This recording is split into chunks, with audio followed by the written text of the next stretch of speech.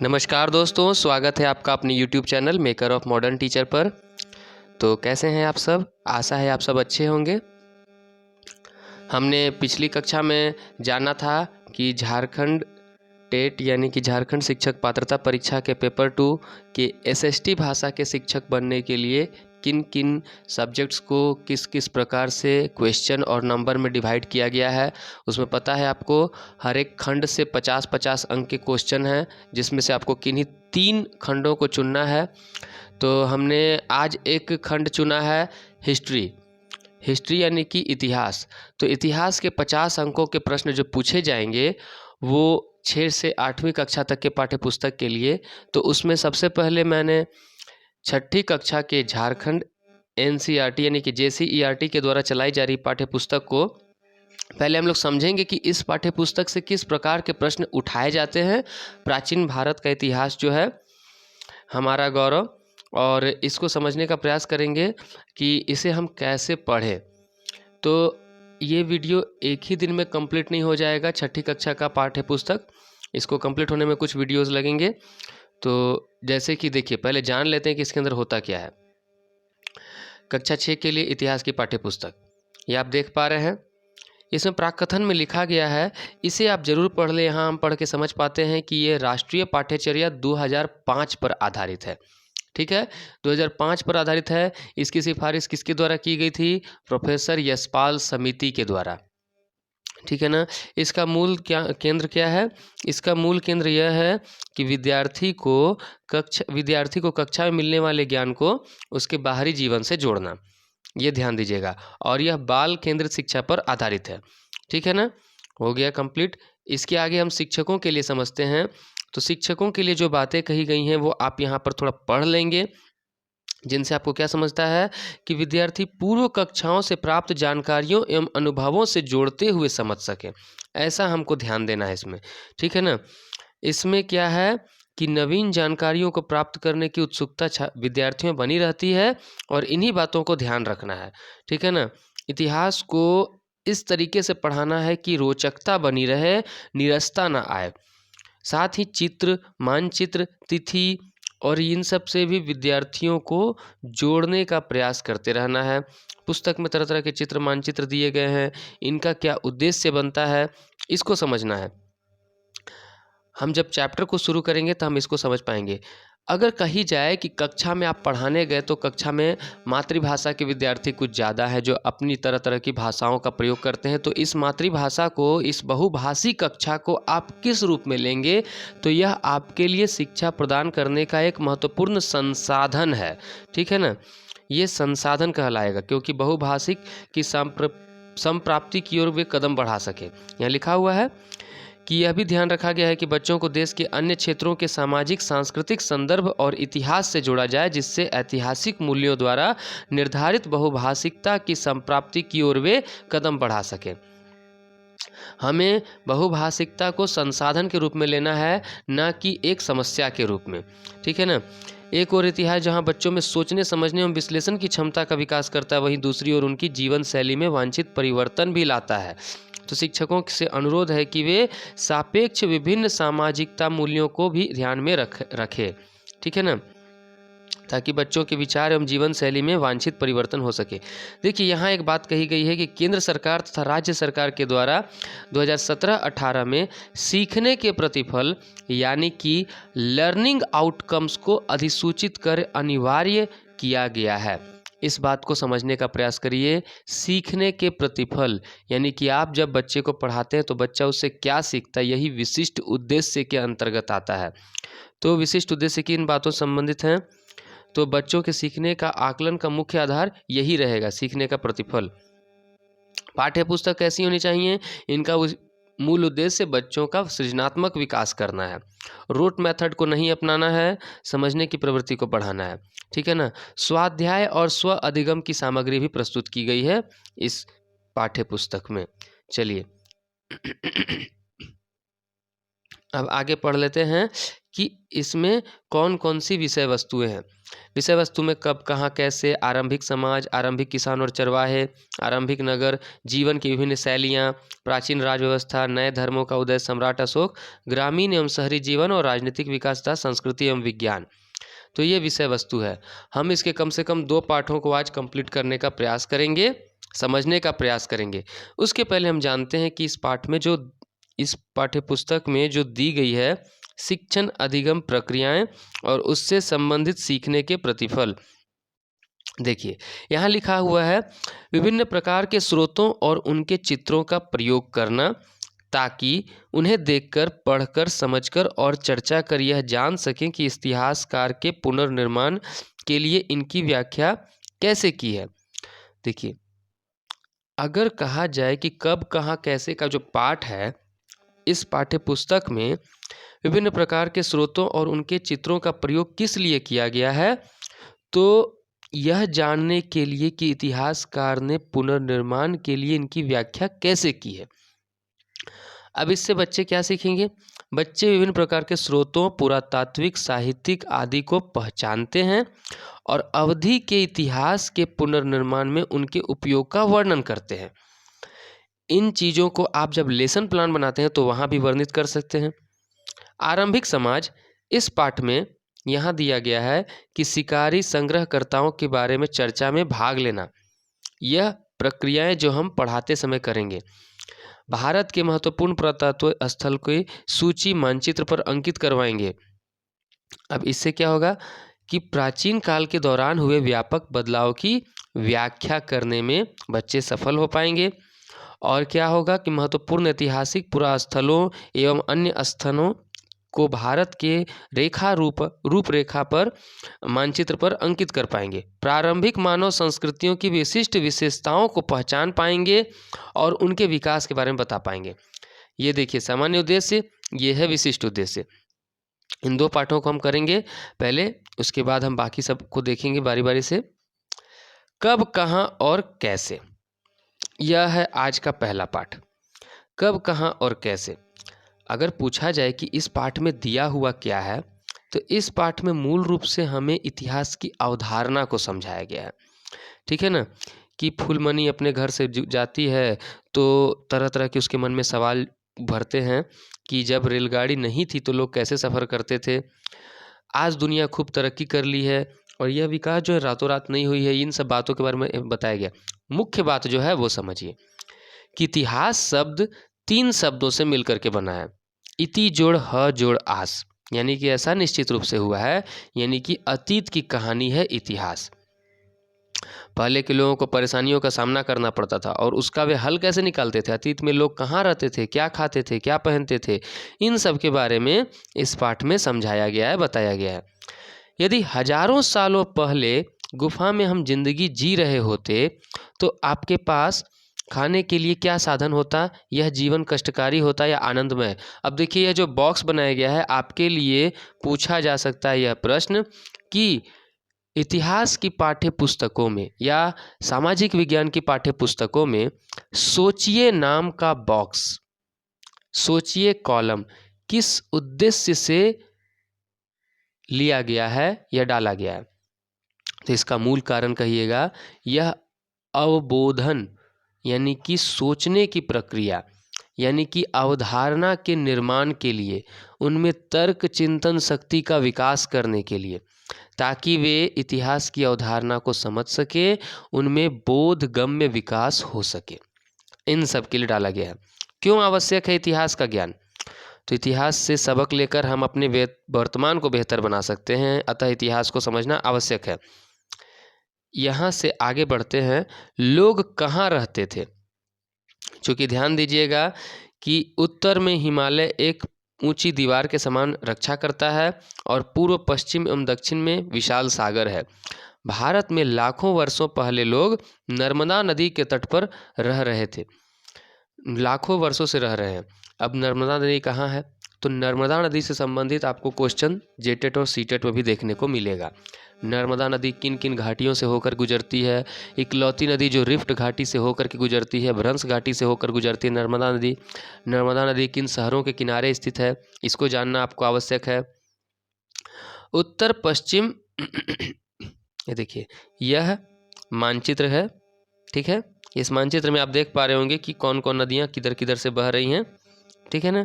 इस मानचित्र को एक बार अच्छे से समझ लीजिएगा। नर्मदा नदी बीच में देख रहे होंगे आप, जो भारत को उत्तर और दक्षिण दो हिस्से में बांटती है। सुलेमान और किरथर की पहाड़ियाँ, अब यह जो है ना आपको इम्पोर्टेंट बनता है। सुलेमान और किरथर की पहाड़ियाँ, जो जो नाम यहाँ पर इम्पोर्टेंट लगेंगे बुक में, वो सब आपके एग्जाम के लिए इम्पोर्टेंट हो जाएंगे।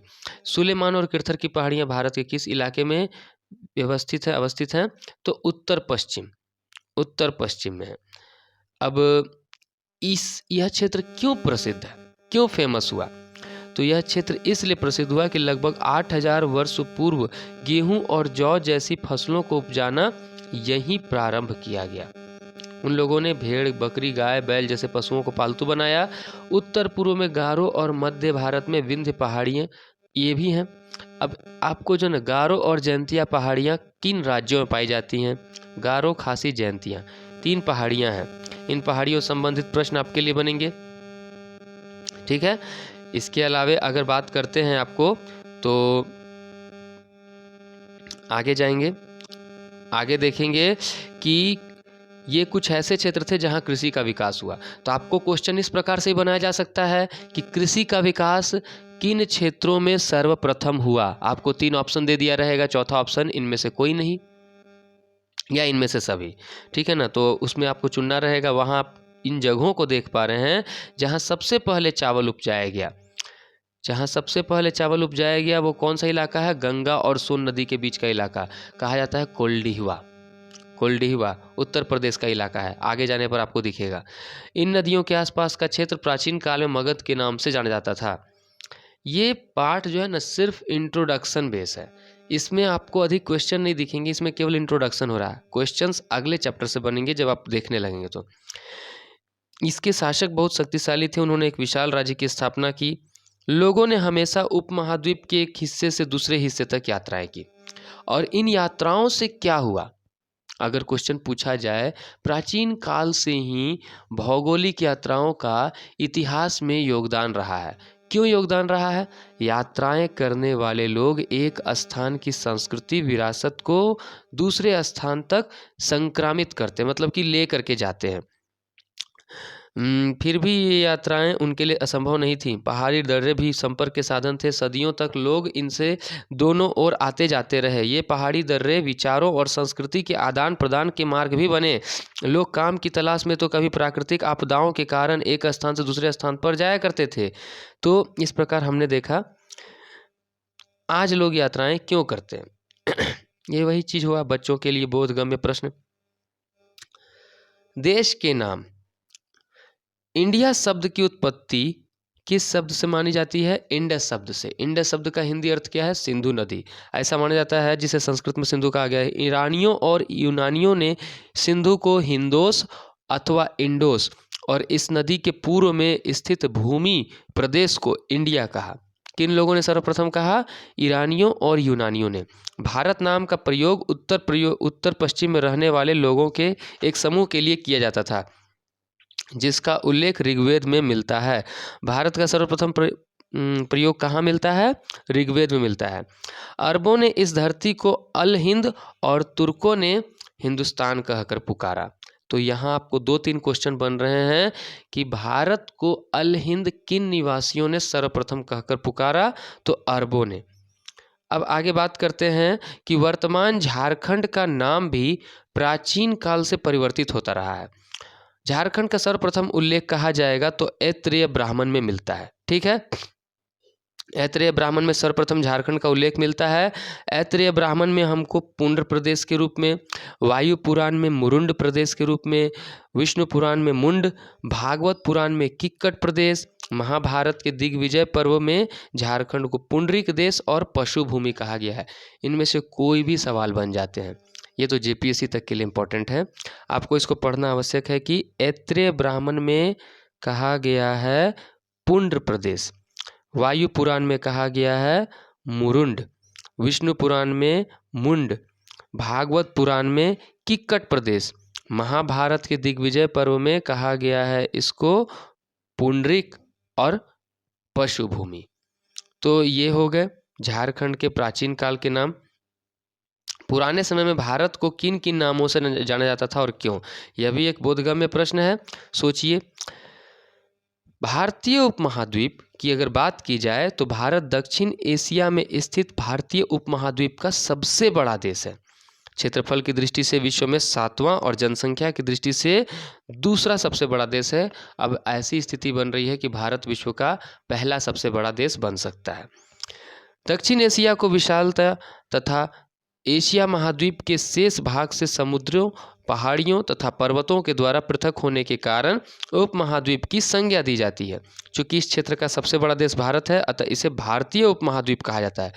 तो अगर कहा जाए हिंद महासागर के उत्तर की ओर का जो इलाका है उसे हम भारतीय उपमहाद्वीप क्यों कहते हैं, क्योंकि इस क्षेत्र में सबसे बड़ा देश जो है वो भारत है, अतः इसे भारतीय उपमहाद्वीप कहा जाता है।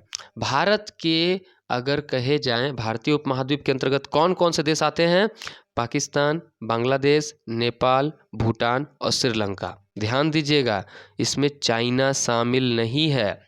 भारतीय उपमहाद्वीप के अंतर्गत कौन कौन से देश आते हैं, पाकिस्तान, बांग्लादेश, नेपाल, भूटान, श्रीलंका। चाइना और म्यांमार को इसमें शामिल नहीं किया गया है, मालदीव भी इसमें दिखता नहीं है। ठीक है ना, तो ध्यान दीजिएगा। अब काल निर्धारण की बात करें तो काल निर्धारण के दृष्टि से अगर भारत का इतिहास जो है 3 खंडों में बांटा गया है, प्रागैतिहासिक काल, ऐतिहासिक काल और आद्य ऐतिहासिक काल। लिखने की कला को सीखने के पहले भी मानव लाखों वर्षों तक धरती पर रह चुका था। मतलब जब तक पढ़ाई लिखाई शुरू नहीं हुई थी उसके पहले भी मनुष्य धरती पर था। तो उस काल में मनुष्यों का लिखित कोई भी साक्ष्य नहीं मिलता है, क्योंकि वो लिखना पढ़ना नहीं जानते थे। उस काल का जो इतिहास है वो प्रागैतिहासिक काल है। इसी को हम पाषाण काल भी कहते हैं।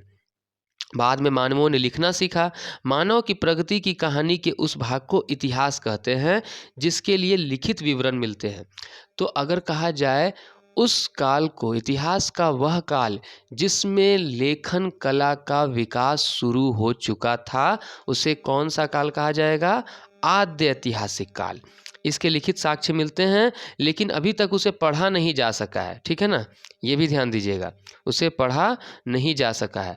पहले लोग किसका लिखने का इस्तेमाल करते थे, ताड़पत्र और भूर्जपत्र। अतीत को जानने के कई माध्यम हैं, उन्हें हम क्या कहते हैं, स्रोत कहते हैं।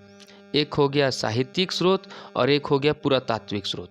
पुरातात्विक स्रोत के अंतर्गत स्मारक आते हैं, अभिलेख आते हैं, सिक्के आते हैं। और साहित्यिक स्रोतों की बात करें तो इनमें धार्मिक और गैर धार्मिक 2 प्रकार के आते हैं। पुस्तक प्रमुख माध्यम है। उस जमाने में आज की तरह प्रिंटिंग मशीन नहीं थी, लोग हाथों से लिखते थे जिसे हम पांडुलिपि कहते हैं। इतिहास लेखन की हस्तकला को क्या कहा गया है, पांडुलिपि। पांडुलिपि को अंग्रेजी में मैन्युस्क्रिप्ट कहते हैं और जिसका अर्थ है हाथ से लिखना। ये पांडुलिपियाँ प्रायः ताड़पत्रों अथवा हिमालय क्षेत्र में उगने वाले भुर्ज नामक पेड़ की छालों, भुर्ज पत्रों पर लिखी जाते थे। वेद भारत के सबसे पुराने ग्रंथ हैं। उपनिषद, महाकाव्य, रामायण, महाभारत। अगर इसमें उपजीव्य काव्य की बात की जाए तो रामायण और महाभारत को उपजीव्य काव्य की संज्ञा दी गई है, क्योंकि इनसे कई सारे ग्रंथों की रचना हुई है। ठीक है ना, इसमें धार्मिक मान्यताओं और व्यवहारों, राजाओं की जिंदगी, औषधियों की चर्चा मिलती है। अब यहाँ कुछ प्रमुख पुस्तकों की चर्चा है, वो आपको जानना आवश्यक है। चंद्रगुप्त मौर्य के प्रधानमंत्री चाणक्य की रचना अर्थशास्त्र। चाणक्य के कुछ अन्य भी नाम थे, विष्णुगुप्त और कौटिल्य। तो अर्थशास्त्र नामक पुस्तक की रचना किसने की है, चाणक्य ने की है। ठीक है, अब कश्मीर के कवि कल्हण की लिखी हुई एक पाठ्य पुस्तक है, उसका नाम है राजतरंगिणी, जिसमें कश्मीर के 400 वर्षों का इतिहास वर्णित है। ठीक है ना, ये सब गैर धार्मिक पुस्तकें हैं। अब अगर बात करते हैं इतिहास का पिता किसे कहा गया है, तो हेरोडोटस को इतिहास का पिता कहा गया है। उसने एक पुस्तक लिखी थी हिस्टोरिका। कब लिखी थी, 5वीं शताब्दी ईसा पूर्व के भारत फारस के संबंध का वर्णन इसने किया है। ठीक है, अब आगे बात करते हैं तो प्राचीन काल के अवशेषों के अध्ययन को क्या कहते हैं? तो पुरातत्व विज्ञान कहते हैं। क्या कहते हैं? पुरातत्व विज्ञान कहते हैं। देखिए अब क्वेश्चन मिलने लगे ना, कितने सारे क्वेश्चन अभी हमने पार किए हैं।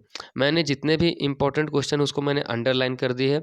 आप वीडियो को पॉज कर करके उसको अपनी कॉपी में नोट डाउन कर सकते हैं, ठीक है, और सुने और उसको दोहराने का प्रयास करें तो इससे आपको याद होगा।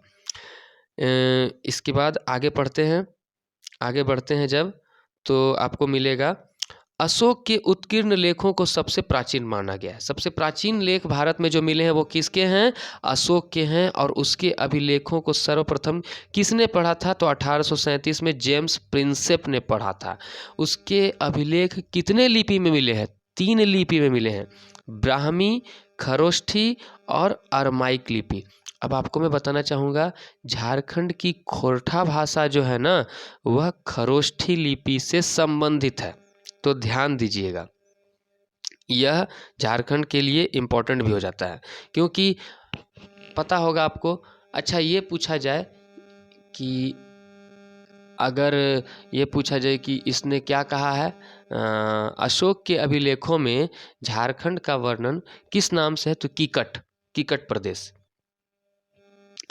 अगर बोला जाए कि उत्कीर्ण अभिलेखों के अध्ययन को क्या कहा जाता है? तो एपिग्राफी कहा जाता है, ठीक है ना। प्राचीन काल में सोने, चांदी, तांबे हर तरह के सिक्के का प्रचलन था, ठीक है।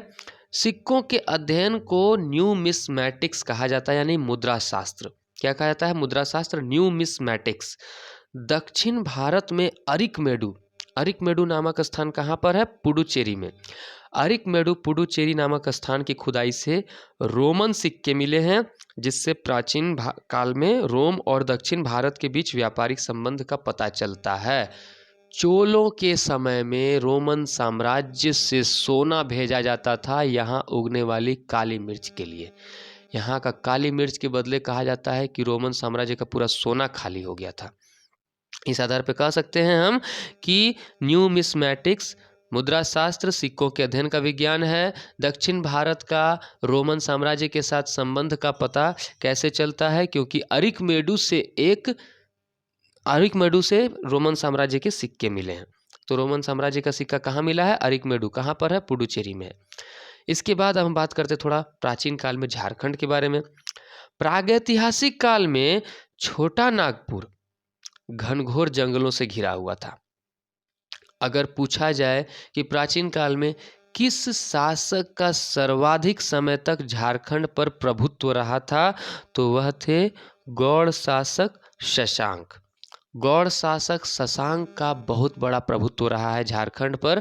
उसके पहले कुछ गुप्त वंश के शासकों का भी प्रभुत्व रहा है, अगर लेकिन सबसे पहले कहा जाए तो गौड़ शासक शशांक का। शशांक किस धर्म के धर्मावलंबी थे? तो शैव वंश के धर्मावलंबी थे। आपको पता होना चाहिए, शशांक ने महाबोधि वृक्ष, जिसके नीचे गौतम बुद्ध को ज्ञान की प्राप्ति हुई थी, उस वृक्ष को इसने कटवा दिया था, ठीक है ना।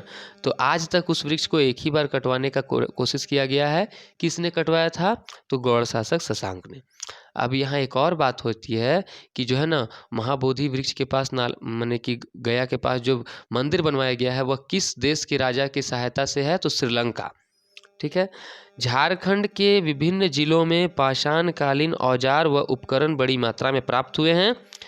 तो अब इनमें सबसे प्रमुख जगह कौन सा है? हजारीबाग जिले के इसको में एक समतल शिलाखंड पर प्रागैतिहासिक काल मानव द्वारा की गई चित्रकारी का नमूना प्राप्त हुआ है। अगर पूछा जाए शैल चित्रकारी, इसी को बोलते हैं शैल चित्रकारी, पत्थर पर चित्र बनाना, समतल शिलाखंड, शैल चित्रकारी का नमूना इसको नामक स्थल से प्राप्त हुआ है। वह झारखंड के किस जिले में है? तो हजारीबाग। कई स्थलों से कुल्हाड़ी, फलक, बेधनी, खुरचनी, बेंधक, तक्षनी आदि पत्थर निर्मित हथियार प्राप्त हुए हैं, ठीक है। इतना आपने पढ़ा। छोटा नागपुर में सबसे प्राचीन जनजाति किसे माना जाता है? तो असुर जनजाति को माना जाता है। अगर ये पूछा जाए छोटा नागपुर में कितनी जनजातियां मौजूद हैं या रहती हैं, तो 32 जनजातियां निवास करती हैं। यहाँ उनके समय की ईंटें पाई गई हैं। अब देखिए, ये क्वेश्चन इंपॉर्टेंट बनता है कि इन ईंटों की लंबाई, चौड़ाई और मोटाई की अनुपात क्या है? 17 इंच लंबी, 10 इंच चौड़ी और 3 इंच मोटी। ये प्रागैतिहासिक असुर सभ्यताएं एक ही कोटि की थी। तो आपको जो है ना ये ध्यान रखना है, असुर जनजाति सर्वाधिक प्राचीन और उस काल की जो ईंटें मिली हैं उनकी क्या क्या लंबाई चौड़ाई ऊंचाई थी। रांची गजेटियर 1917 ईस्वी में असुरकालीन बहुत से अवशेषों के आधार पर यह निष्कर्ष प्रस्तुत किया गया कि मुंडा, उरांव आदि जातियों के आगमन के पूर्व इस क्षेत्र में एक भिन्न सभ्यता विकसित थी। संभव है यह सभ्यता असुर जनजाति ही रही होगी। तो किस आधार पर असुर जनजाति को सबसे पुरानी माना गया है? रांची गजेटियर 1917 के अनुसार। आगे पढ़ते हैं। इतिहास में तिथियों का बहुत बड़ा महत्व है, देखते होंगे आप लोग। बीसी, बीसी का मतलब क्या होता है? बीसी का मतलब होता है ईसा के जन्म के पूर्व, ठीक है ना। और एडी का मतलब होता है ईसा के जन्म के पश्चात, बिफोर क्राइस्ट और आफ्टर एनी डोमिनी, एनो डोमिनी कहते हैं। तो और इसी को पढ़ने के लिए आज एक नई प्रचलन है, सीई और बीसीई। सीई का मतलब एडी के संदर्भ में है, कॉमन इरा, और जो है बीसीई बिफोर कॉमन इरा। इस प्रकार हमने देखा पहले पाठ को। अब इनमें कुछ क्वेश्चन हैं। बीते हुए दिनों के मानव की कहानी को क्या कहता है? भारत देश का एक अन्य नाम भी बताइए। तो क्या है भारत देश का अन्य नाम? क्या कहा जाएगा?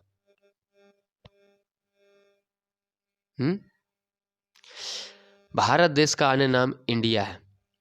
इसको हिंदोस भी कहते हैं, अल हिंद भी कहते हैं, हिंदुस्तान भी कहते हैं। भारत का सबसे पुराना ग्रंथ वेद कहा जाता है। इसी प्रकार है, आपको इतिहास का ज्ञान क्यों? पांडुलिपि क्या है? पांडुलिपि हस्तलेखन की कला। अब यही पूछ दिया जाए एपिग्राफी क्या है? तो एपिग्राफी हो गया आपको अभिलेखों का अध्ययन। न्यूमिस्मेटिक्स क्या है? सिक्कों का अध्ययन, ठीक है ना। अब यही जानने के लिए शब्द जो दिए गए हैं ये क्या है? बच्चों में अवधारणाओं की समझ के विकास के लिए। अच्छा, आइए चर्चा करें और आइए करके देखें। ये किस लिए दिए गए हैं? ताकि बालक या बालिकाएं, विद्यार्थी जो हैं गतिविधियों द्वारा शिक्षा ग्रहण करें, वो इतिहास से जुड़ सके मौलिक स्तर पर। ये हो गई पहली पाठ। अब है आपको इसका दूसरा पाठ। आज हम 2 अध्याय कम से कम पढ़ेंगे।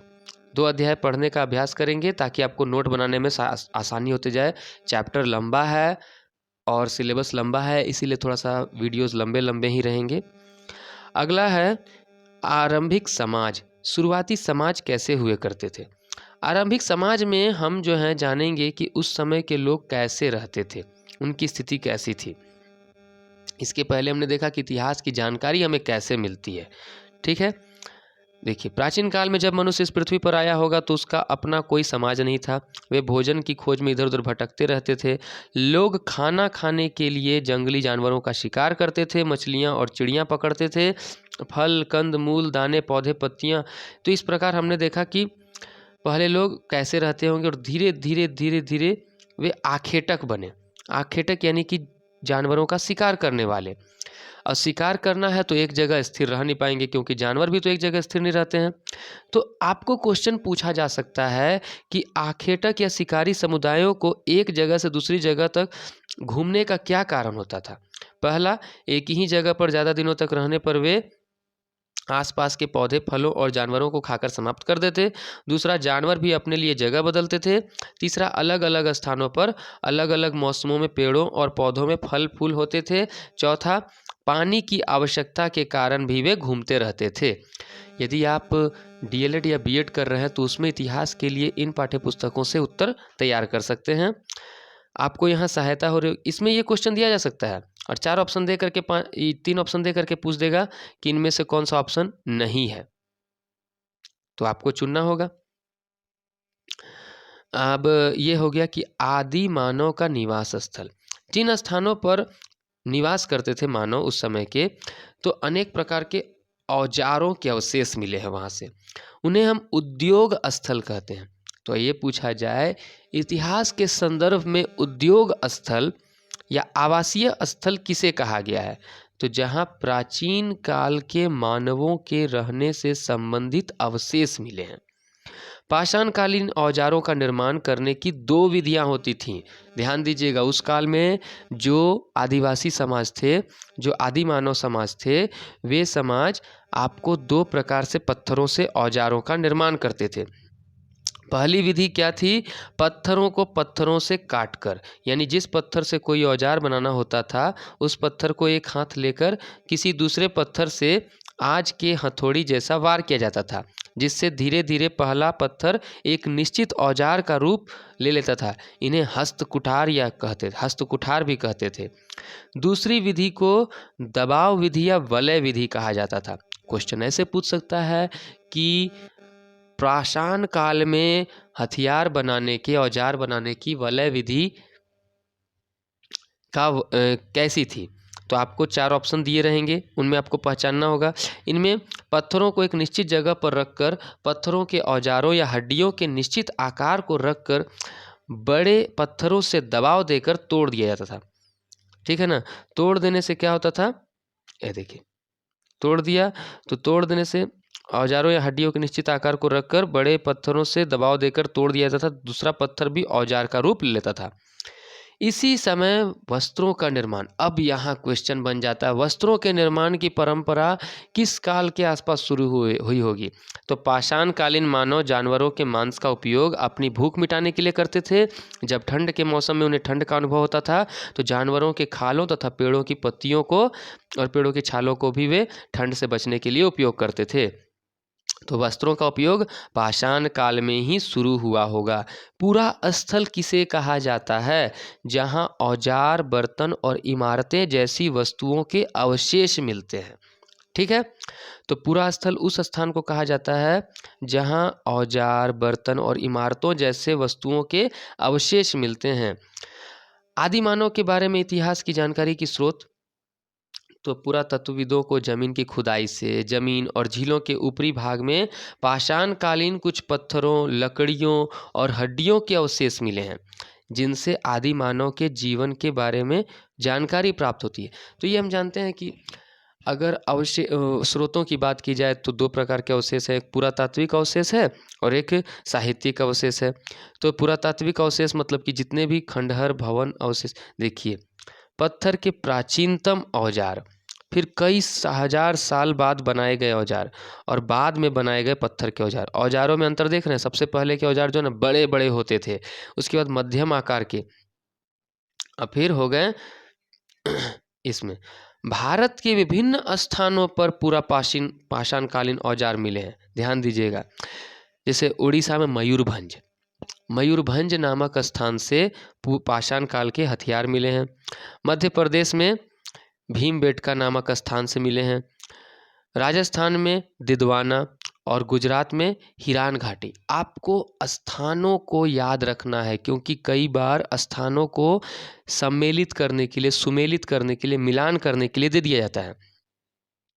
छोटा नागपुर के विभिन्न स्थलों से प्राप्त प्रागैतिहासिक उपकरण। देखिए किन किन स्थानों से कौन कौन से उपकरण मिले हैं पुरातात्विक स्थल के, ये मोस्ट इंपॉर्टेंट है, इसको लिख करके एकदम याद करिए। पत्थर के कुल्हाड़ी तथा भाले कहाँ से मिले हैं? तो ये झरिया के कोयला खानों से मिले हैं। झरिया कहाँ पर है? धनबाद का क्षेत्र है। और यहाँ पर आपको किस युग का है यह? तो पूरा पाषाण युग का है। पूरा पाषाण युग के झरिया के कोयला खानों से पत्थर के कुल्हाड़ी तथा भाले मिले हैं। दूसरा है आपको चाकूनुमा धारदार पत्थर। चाकूनुमा धारदार पत्थर की बात की जाए तो चाकूनुमा धारदार पत्थर कहाँ से मिले हैं? ये मिले हैं आपको चाईबासा चक्रधरपुर के निकट संजय नदी घाटी से।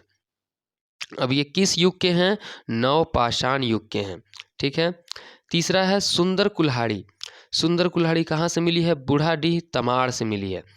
ये तमाड़ प्रखंड रांची में आता है और ये आपको हो गया नवपाषाण युग। ठीक है ना, नवपाषाण युग का है। तांबे की कुल्हाड़ियाँ कहाँ से मिली हैं?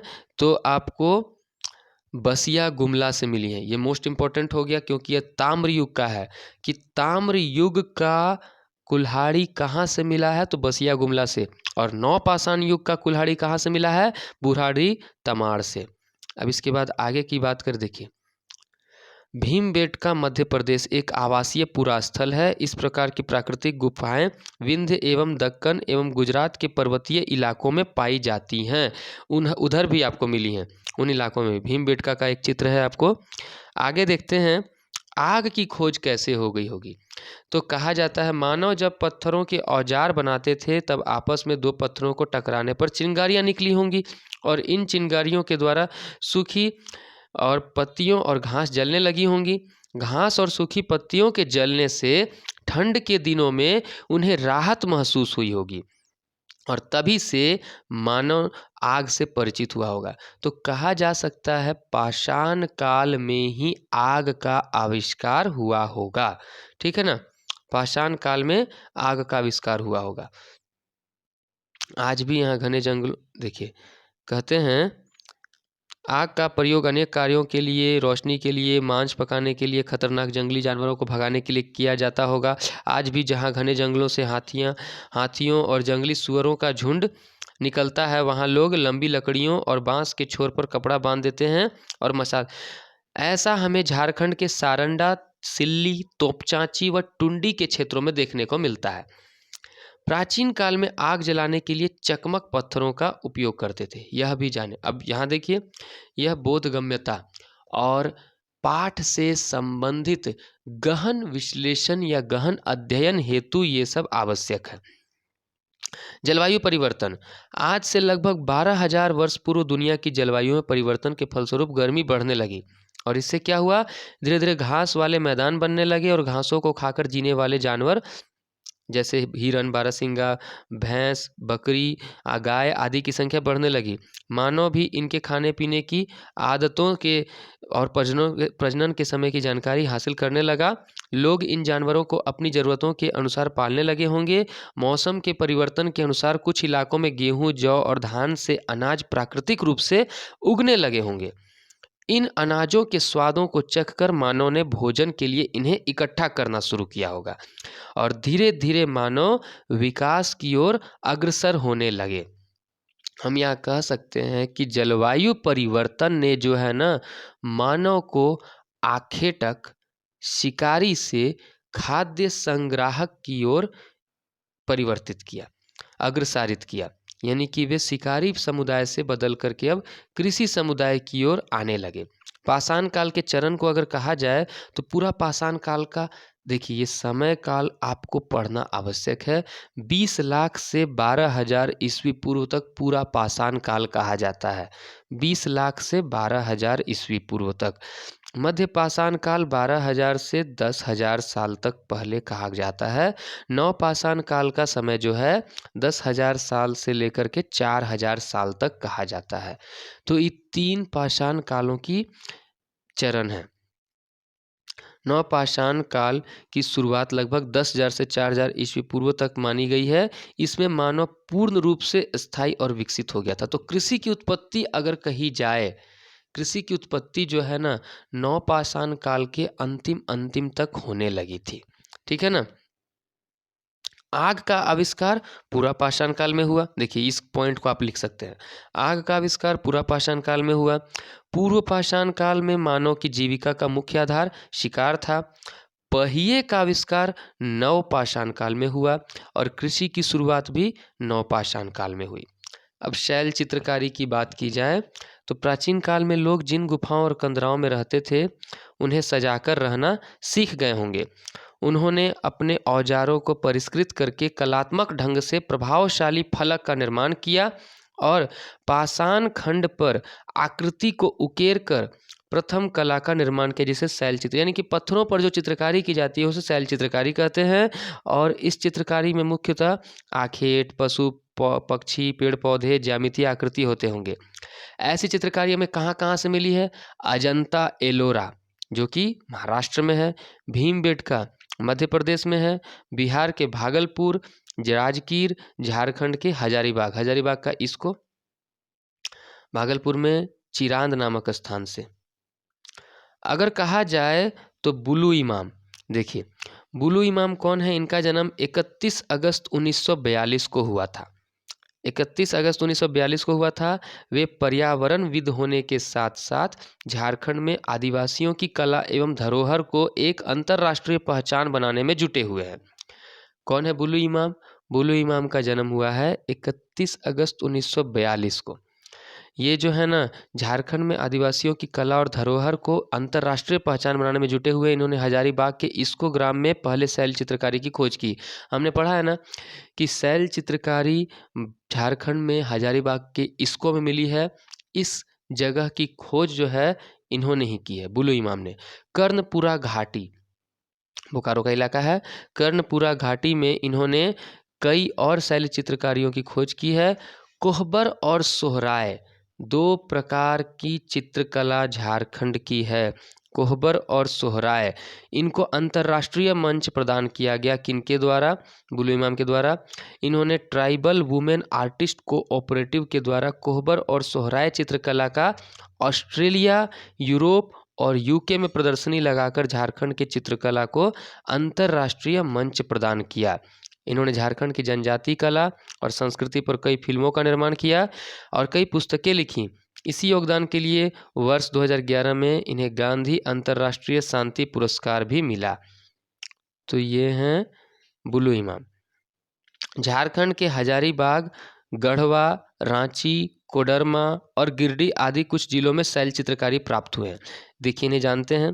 हजारीबाग से बुल्लू इमाम, गढ़वा से डॉक्टर राकेश तिवारी, रांची से डॉक्टर बिंदुला जायसवाल, कोडरमा से या गिरिडीह से डॉक्टर AK प्रसाद है।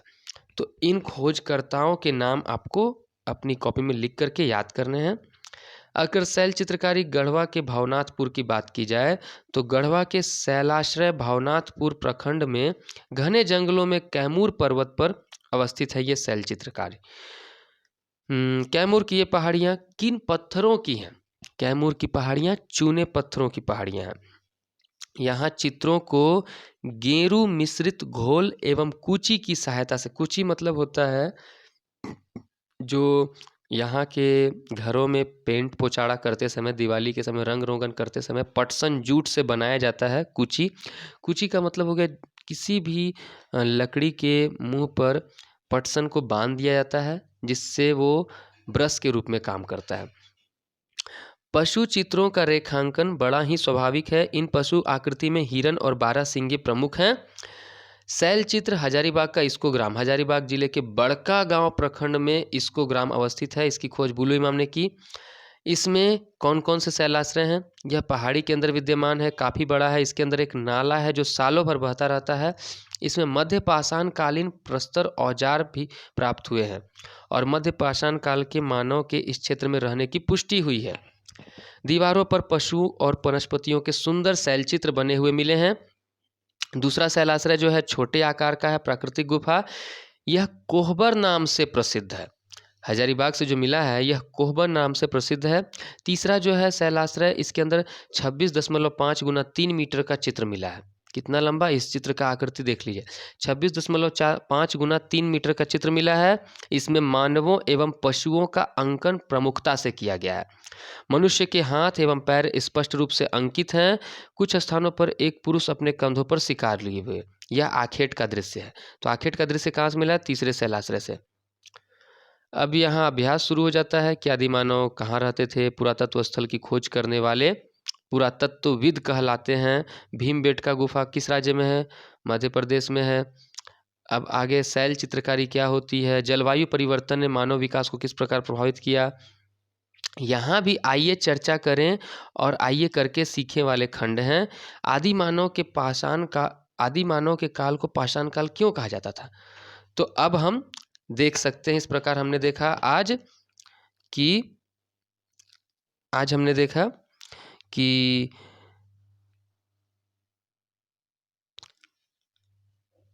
प्राचीन काल का भारत का इतिहास 6ठा क्लास का, जिसका 3 खंड है, जिसके कुछ वीडियो और भी आएंगे।